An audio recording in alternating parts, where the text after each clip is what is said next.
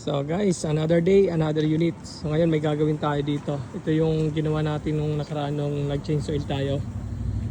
Bali ang problema nito ay namatay yung kanyang makina, nag-ilaw yung kanyang mga ilaw dun sa kanyang panel, lalo na yung kanyang battery.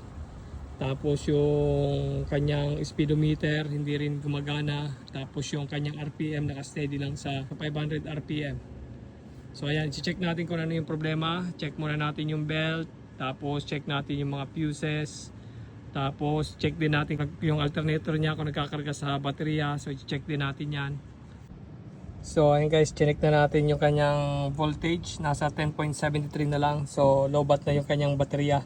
So ngayon ang gagawin natin, i-jump start natin yan, papaandarin lang natin. Tapos titingnan natin kung nagkakarga yung kanyang alternator.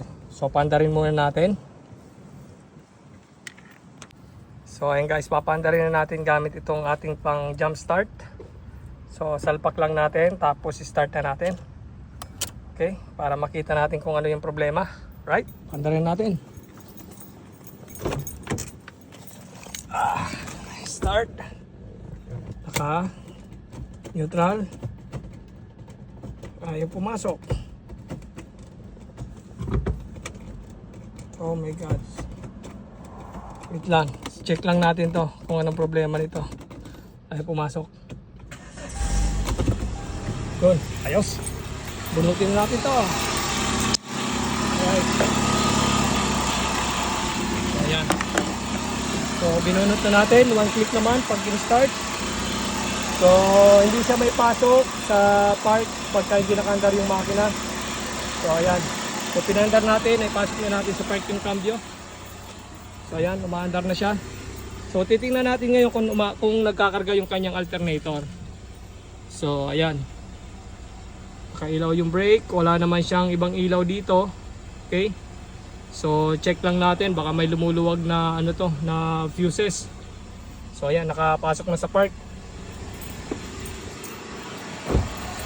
Okay.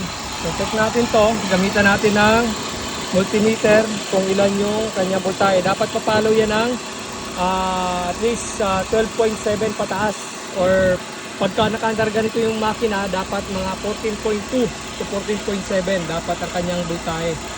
So ngayon titingnan natin kung ilan yung voltahe niyan.